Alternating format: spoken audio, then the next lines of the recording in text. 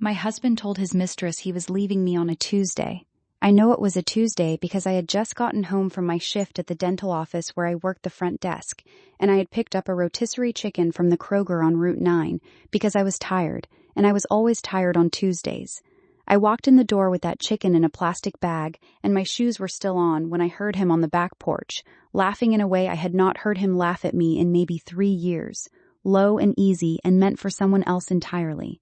I stood in the kitchen in Clarksville, Tennessee, with a rotisserie chicken in my hand, and I listened to my husband make promises to another woman.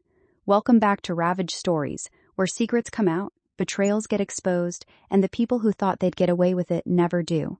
If you're new here, subscribe, join the family. You're going to want to be here for what comes next. Drop a comment where you are listening from. It means a lot to me. Now let's go. His name was Derek Allen Pruitt, which I always thought was a name that sounded more important than the man carrying it deserved, but I would not say that for a long time.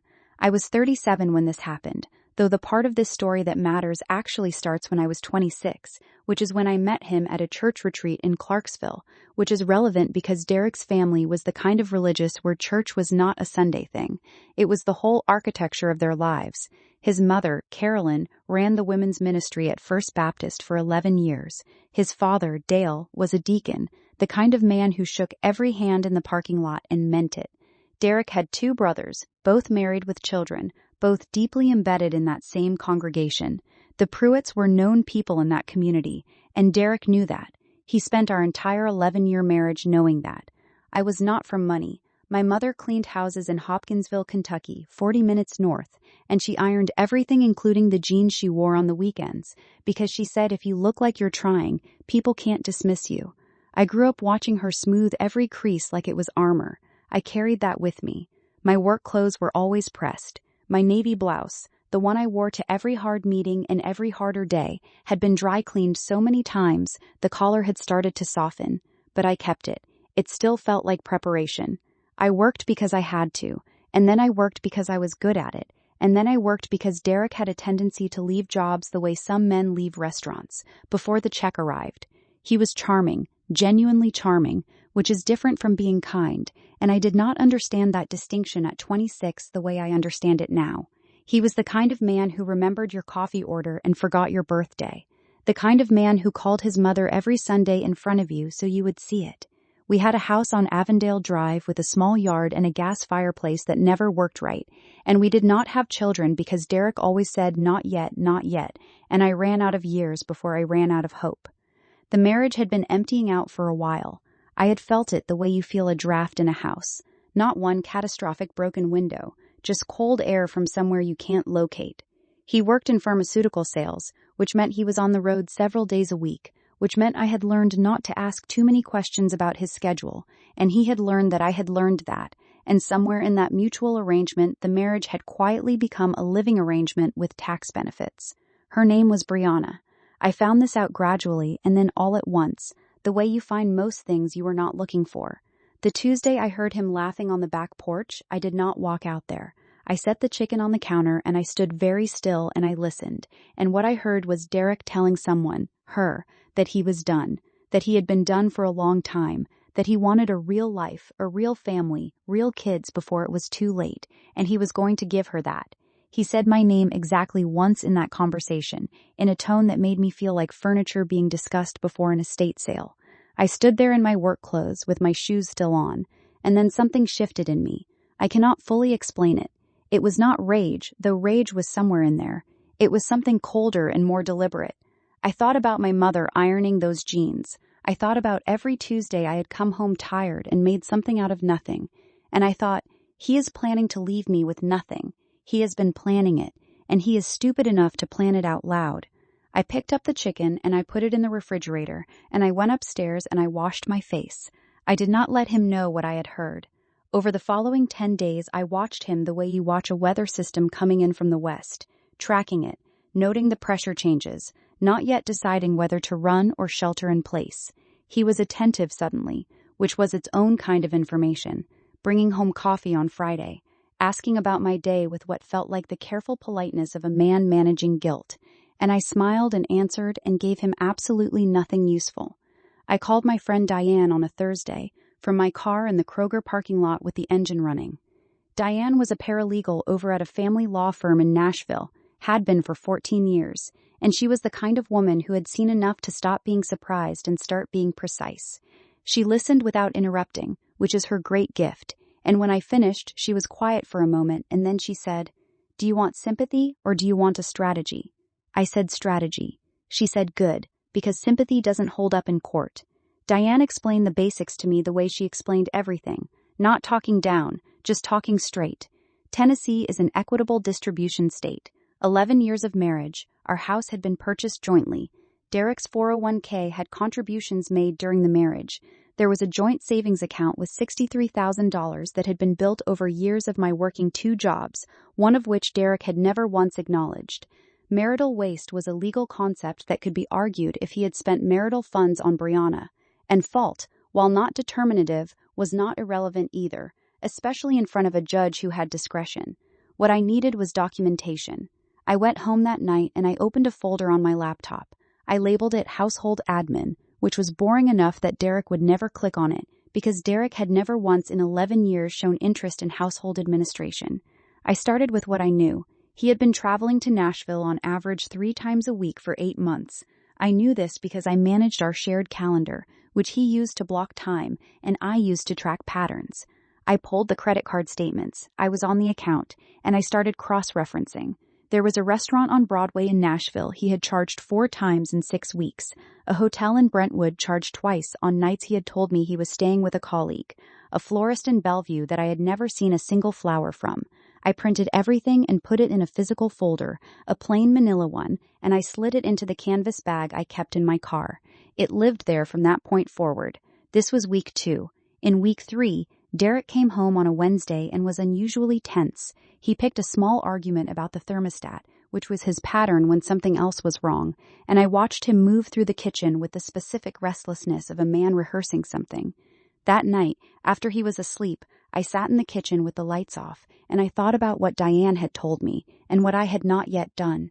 And I made a decision that I want to be very clear about.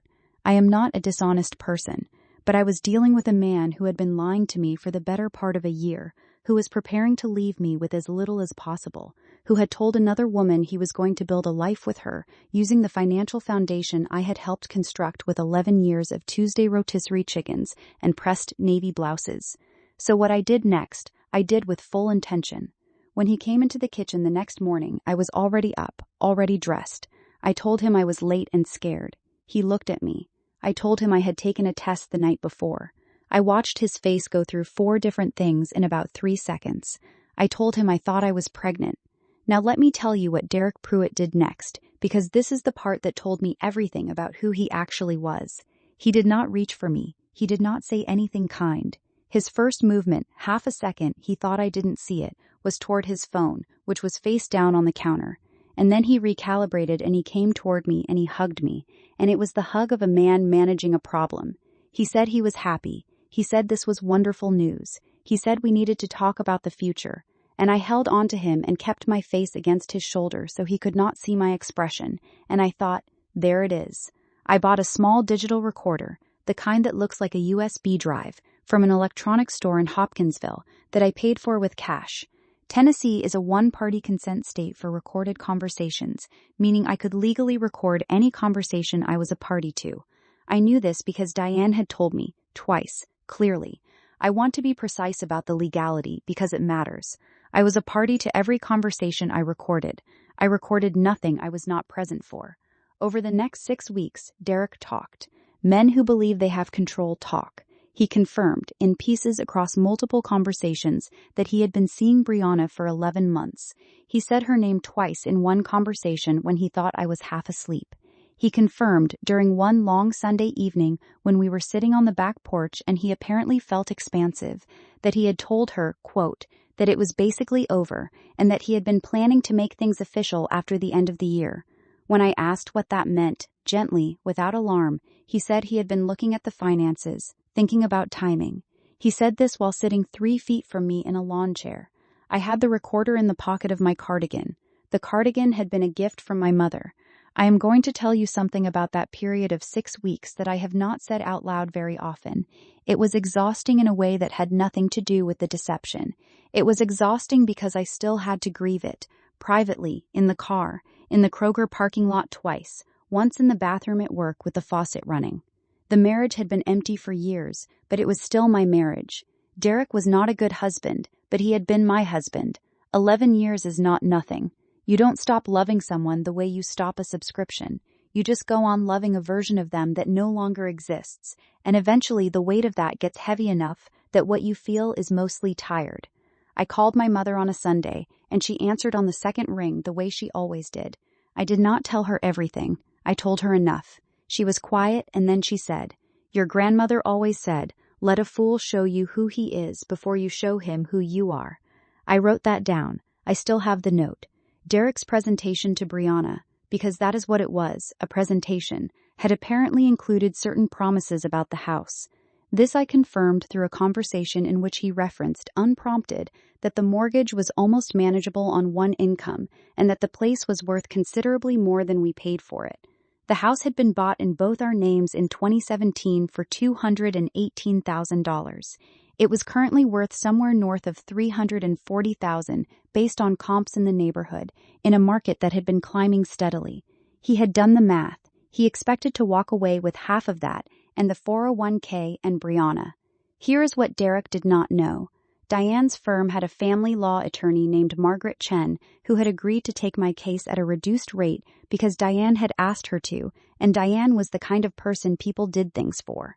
Margaret was 52 and had been doing divorce litigation for 23 years, and she had the particular energy of someone who had long since stopped being angry on behalf of her clients and had converted that energy entirely into precision. She reviewed the recordings. She reviewed the credit card statements. She reviewed the timeline I had constructed over 6 weeks. She told me that what I had was, quote, unusually thorough. Margaret explained what we were working with. Marital misconduct in Tennessee, while the state doesn't use pure fault-based divorce, can be considered by a judge when dividing assets in an equitable distribution analysis. Marital waste, which is the dissipation of marital assets for non-marital purposes, was documentable through the credit card records, hotel stays, the florist, 3 separate restaurant charges on date nights I had never been on. She said the 401k contributions made during the marriage were marital property regardless of whose name was on the account. She said the house was marital property. She said, "Let him think the pregnancy is real until I tell you otherwise." I wore that cardigan to every significant conversation for 6 weeks. Derek came home on a Friday in early November with an energy I recognized immediately as performance. He poured wine he never poured on Fridays. He asked about the baby with the particular gentleness of a man auditioning for a role. And something about that, the sheer quality of the performance, the fact that he had practiced it, made me feel a stillness inside that I had not felt in months. Not peace exactly, but the opposite of panic. I thought, I have everything I need. I thought about my mother's hands, calloused from years of other people's floors. Everything she had sent me to that was nicer than what she had. The navy blouse I had pressed the night before because I had a meeting at the law office the next morning. I waited 1 more week. Margaret had advised me to wait until she had filed the paperwork and it was ready to be served, so that the sequence was clean and quick and he would not have time to move money. Tennessee had a mandatory waiting period for divorce, but the filing itself could happen fast. On a Tuesday, and I chose Tuesday on purpose, I sat across from Derek at the kitchen table after dinner and I opened my laptop and I pressed play. Derek's own voice filled the kitchen, the Sunday porch conversation. His voice, unhurried, describing what he had been planning, describing Brianna by name, describing what he believed the house was worth. Then a second clip, then a third. I had them cued. I did not say anything while they played. He went white in a way I had never seen a person go white in real life. It starts around the mouth. When the third clip ended, I closed the laptop. I told him the pregnancy was not real. I watched him try to process multiple things simultaneously. He reached for anger. You could see him reaching for it, but he could not locate a version of that conversation in which he had the moral standing. He tried it anyway. He said I had been recording him, which was true, and I told him I was a party to every conversation, which was also true. and suggested he look up Tennessee Code annotated 39-13-601 before he kept going, which he could not do because he did not know what that was. He asked why. Not why did I record him, why did I let it go on? And I told him, calmly and with no theatrics, because you were going to take the house, the savings, and 11 years, and walk out of here with all of it. I needed time. He was quiet for a long time. Then I told him about the filing. Margaret had called at 4 that afternoon. I had prepared emails the night before from my personal address, not from anger, from decision. One went to Derek's brother Paul, who was on the church elder board and who Derek had always performed for more carefully than anyone else. The email contained a short summary and 3 of the cleaner audio clips. I had removed nothing. One email went to Derek's direct supervisor at the pharmaceutical company, to the HR department address, containing documentation of hotel stays expensed during what appeared to be personal travel, because I had cross-referenced our credit card statements against the expense reports he sometimes left open on the shared laptop. I had forwarded those quietly to my own email 4 weeks earlier. That was wire and expense fraud, and I named it as such.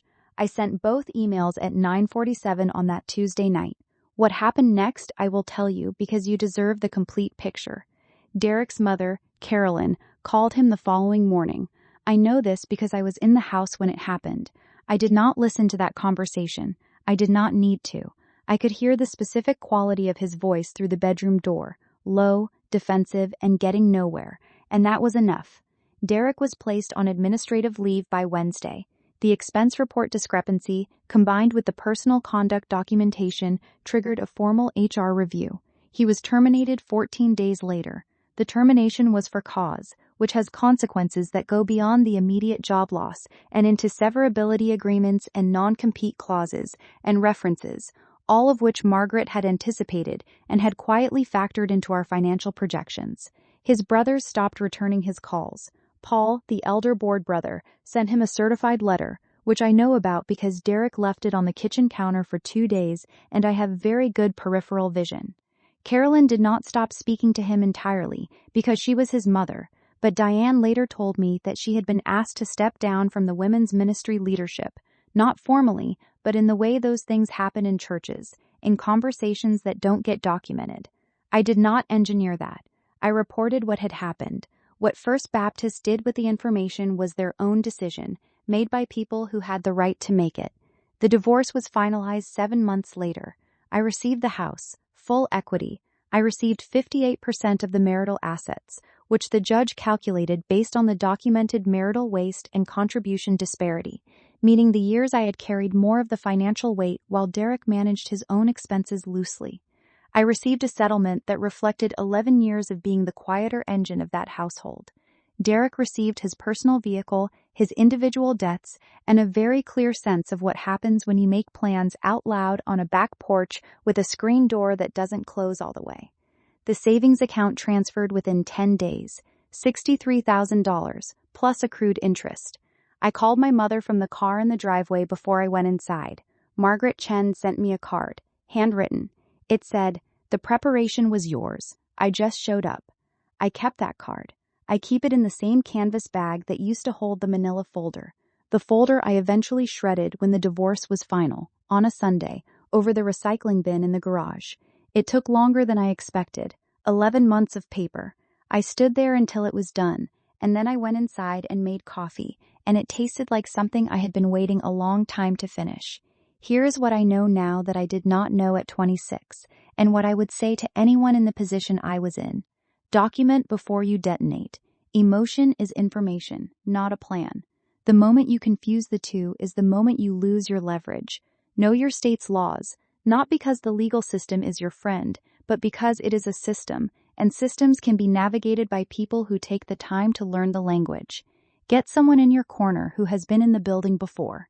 Diane cost me 3 phone calls and a lunch. Margaret cost me a reduced rate and my complete organizational cooperation. Both were the best money I ever spent. And the last thing, there is a specific kind of man who mistakes your stillness for weakness. He will keep talking. He will keep making plans. He will sit on your back porch and describe your replacement, and he will do it because he believes that you are not paying attention. You are always paying attention. The stillness is not weakness. The stillness is you waiting for what you need. I still live on Avondale Drive. I repainted the living room a color I chose entirely by myself, a warm green that my mother called sensible and Diane called perfect.